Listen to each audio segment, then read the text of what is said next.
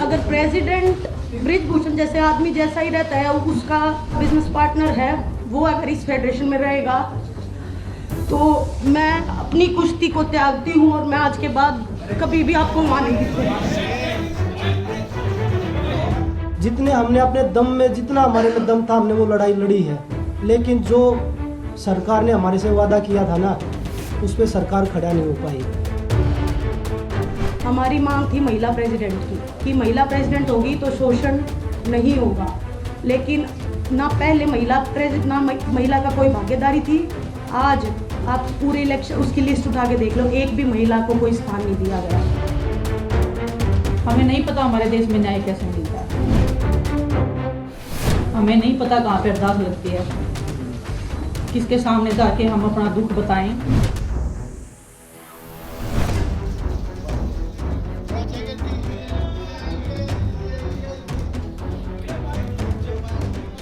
पूरा देश जानना चाहता है कि भाई खिलाड़ी इतने दिन चुप क्यों थे।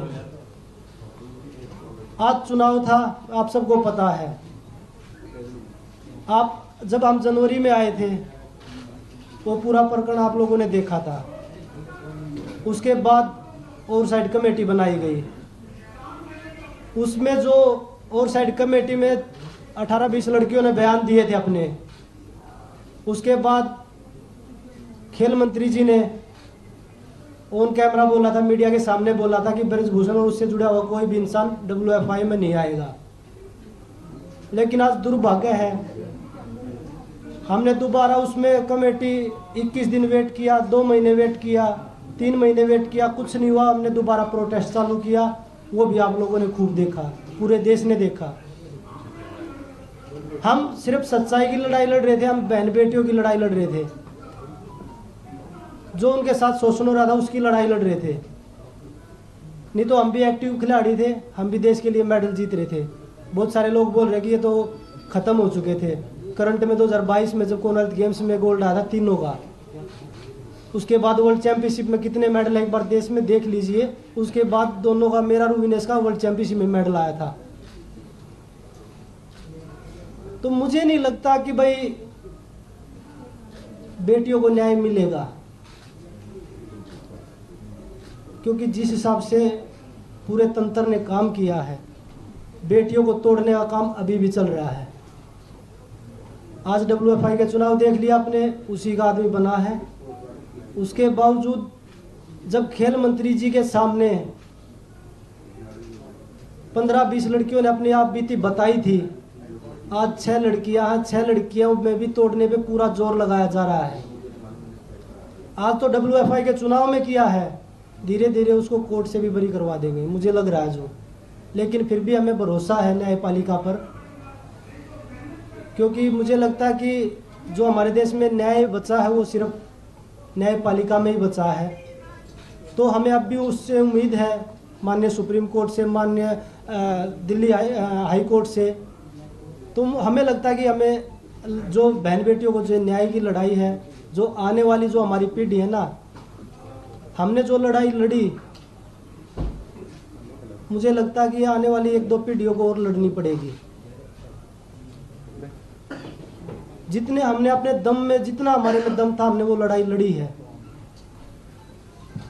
लेकिन जो सरकार ने हमारे से वादा किया था ना, उस पर सरकार खड़ा नहीं हो पाई। बड़े दुख के साथ कहना पड़ रहा है ये आज कि हमारी बेटियों को न्याय, मुझे नहीं लगता कि 1-2 पीढ़ी के जो आप आने वाली पीढ़ी है उनको भी लड़ाई लड़नी पड़ेगी, जब भी न्याय हो सकता है। सभी को नमस्कार। बहुत साल लगे ये हिम्मत बनाने के लिए, इस फेडरेशन के जो प्रेसिडेंट हैं उनके खिलाफ लड़ाई लड़ने के लिए हमें बहुत साल लगे कि हिम्मत बनाई और हमने ये प्रोटेस्ट किया। लेकिन आज सब आपको नतीजा पता ही है कि प्रेसिडेंट जो है उसके बेटे से भी प्रिय है, उसका राइट हैंड यूँ मान लो प्रेसिडेंट बना है आज रेसलिंग फेडरेशन का। तो जो सरकार ने कमिटमेंट की थी वो पूरी नहीं हुई। हमारी मांग थी महिला प्रेसिडेंट की, कि महिला प्रेसिडेंट होगी तो शोषण नहीं होगा, लेकिन ना पहले महिला का कोई भागीदारी थी। आज आप पूरे इलेक्शन उसकी लिस्ट उठा के देख लो, एक भी महिला को कोई स्थान नहीं दिया गया।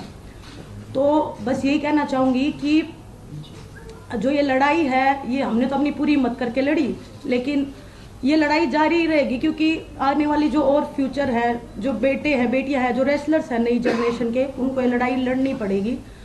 और मैं ये कहना चाहूँगी कि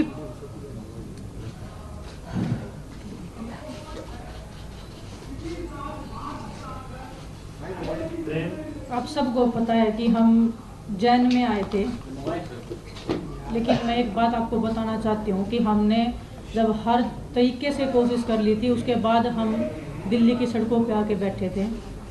सबसे पहले हम गृह मंत्री जी से मिले थे, मैं और बजरंग गए थे मिलने के लिए। हमने उनको इस बारे में बिल्कुल अवगत कराया था, क्लियरली हमने नाम लेके लड़कियों का बताया था कि किसके साथ में क्या क्या हुआ है। प्लीज़ आप इसको देखिए और प्लीज़ हमारी रेसलिंग को आप बचा लीजिए, क्योंकि अभी अंत हो रहा है। उन्होंने हमें बोला था कि 30-40 दिन का टाइम मुझे दीजिए, उसके बाद में मैं करता हूँ और आप निश्चिंत रहिए, हम ज़रूर इसमें कुछ करेंगे। 3-4 महीने वेट करने के बाद में हम जंतर मंतर पे आए थे, हमने लड़ाई लड़ी थी, जो आप सब देख रहे हो, पूरे देश को पता है। आज जो फेडरेशन का जो अध्यक्ष बना है संजय सिंह, स्टार्टिंग से वो लोग बोल रहे थे कि हम बनेंगे, हमें पता थी, उसकी पावर पता है, उसका पोजीशन पता है, लेकिन दुख होता है कि देश में ऐसे लोगों को स्थान मिल रहा है, पद मिल रहा है। ब्रजभूषण का राइट हैंड है, उसके बेटे से भी ज़्यादा खास है, उसको प्रेसिडेंट में आना मतलब आने वाली लड़कियों का जो भविष्य है उनको फिर से शोषण का शिकार होना पड़ेगा, और जो चीज़ें पर्दे के पीछे होती आई हैं वो अब खुले में होगा। और दुख होता हमें इस बात का कि हम इतनी लड़ाई लड़के भी हम कोई सुधार नहीं कर पाए हमारी रेसलिंग में। आने वाले बच्चों के भविष्य के लिए जो हम लड़ाई लड़ रहे थे उसमें हम कामयाब नहीं हो पाए। हमें नहीं पता हमारे देश में न्याय कैसे मिलता है। सड़क से लेके रेसलिंग मैट से लेके बंद कमरों से लेके हमने हर किसी को अपनी बात बताई है। ऐसा नहीं है कि हम सीधा सड़क के ऊपर आ गए, हमने हर तरीके से कोशिश की है। जो स्पोर्ट्स मिनिस्ट्री है हमने उनको क्लियरली बताया है कि ऐसे ऐसे हो रहा है, प्लीज आप कुछ करिए। पूरे देश को पता होते हुए भी ऐसे लोग जो शोषण कर रहे हैं, महिलाओं का करते आए हैं, उनको फिर से संवैधानिक पदों पे बिठाया जा रहा है, उनको स्पोर्ट्स में जगह दी जा रही है। जो एक महिला थी, हमें उम्मीद थी कि कोई महिला आएगी, आने वाली जो बच्चियां हैं वो एक संतुष्टि फील करेंगी कि एक महिला है, और उनको भी एक हौसला मिलेगा कि हाँ कि हम अभी सेफ हैं। ना तो पहले रेसलिंग फेडरेशन में कोई भी एक लड़की थी, ना कोई भी आगे लड़की है। मैं हमारे आने वाले रेसलर से कहना चाहती हूँ कि आने वाली 2 या 4 पीढ़ियाँ तैयार रहिए शोषण के लिए। शायद आपको भी ये लड़ाई लड़नी पड़ेगी, हम जो ये लड़ाई लड़ रहे हैं। भगत सिंह जी ने जब देश के लिए फांसी लगाई थी, देश तभी आज़ाद नहीं हुआ था। काफ़ी साल लग गए थे उनको अपने देश को आज़ाद होने में भी। हम उम्मीद बहुत कम है, फिर भी हम उम्मीद कर रहे हैं कि हमें न्याय मिलेगा।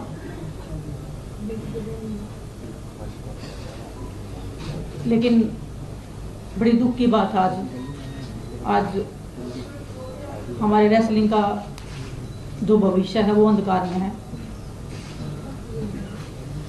हमें नहीं पता कहाँ पे अरदास लगती है, किसके सामने जाके हम अपना दुख बताएं।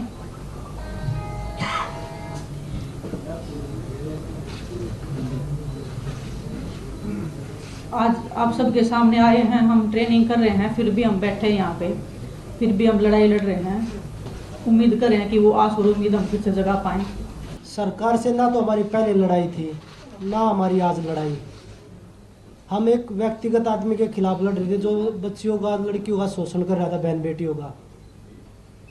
उसने अपनी पावर से हर तरीके से कभी उसको राजनीति मोड़ दिया, कभी जातिवाद का मोड़ दिया, कभी उसने हरियाणा यूपी का मोड़ दिया, क्योंकि उसके पास पावर है। और वो आप सब ने देख ली, हमने भी देख ली। जो हमारे से जितने भी लोग जुड़ रहे हैं प्रोटेस्ट से, चाहे वो हमारे कोचेज हैं, चाहे वो हमारे खिलाड़ी हैं, चाहे उसमें हम हैं, किसी का भी अब आगे भविष्य सेफ नहीं है। किसी के साथ भी कोई भी घटना, चाहे वो कार एक्सीडेंट लगा लीजिए, चाहे वो कोई भी A to Z कैसे भी आरोप लगा लीजिए, वो लगने शुरू हो जाएंगे आगे। क्योंकि हम सब ने, पूरे देश ने उसकी पावर का, उसका जो तंत्र है, जो काम कर रहा है उसके पीछे, वो सब ने देख लिया है। जिस तरीके से वो लोगों में अपना भ्रम फैला रहे हैं, लोगों को तोड़ने की। जब 20 लड़कियां स्टार्टिंग में आई थी, उनमें उन्होंने 6 छोड़ दी, उनके भी पीछे एक एक करके सबको तोड़ने लग रहे हैं। तो इससे बुरा दौर क्या होगा देश के लिए। और मुझे नहीं पता, वो न्याय विनेश भी बोल रही थी, साक्षी बोल रही थी, कब मिलेगा ये लड़ाई।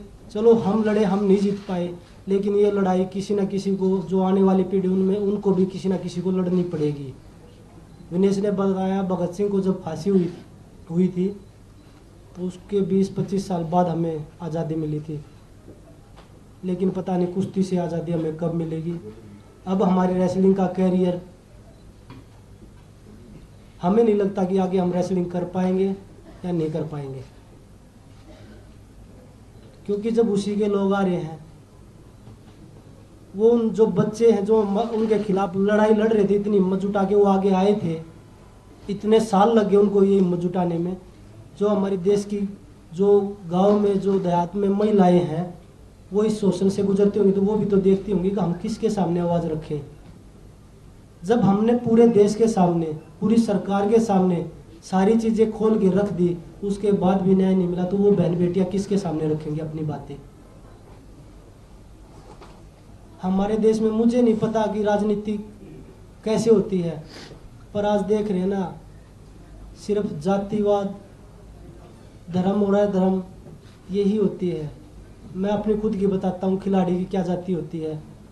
हम अखाड़े में बैठ के एक थाली में रोटी खाते हैं, हमें जाति किसी की नहीं पूछते कि आपकी क्या जाति है, आपका क्या धर्म है। अगर मैं देखने लग जाऊं, जो मेरा पर्सनल ट्रेनर है वो मुस्लिम है, जो मेरा फिजियो है वो बनिया है, तो मैं तो ये ऐसे सोचूं कि भाई नहीं, हम तो किसी और को लेके आएंगे, उनके साथ हम एक ही थाली में रोटी खाते हैं। तो वो खिलाड़ियों को बता रहे हैं कि भाई जातिवाद हैं, ये पॉलिटिक्स कर रहे हैं। मैं आज पूरी मीडिया बैठी है देश की, अगर हम तीनों में से कोई भी किसी पार्टी के टच में हो या किसी पार्टी को ज्वाइन करना चाहता हो, कभी नहीं मिलेंगे हम आपको, किसी भी पार्टी के साथ नहीं मिलेंगे।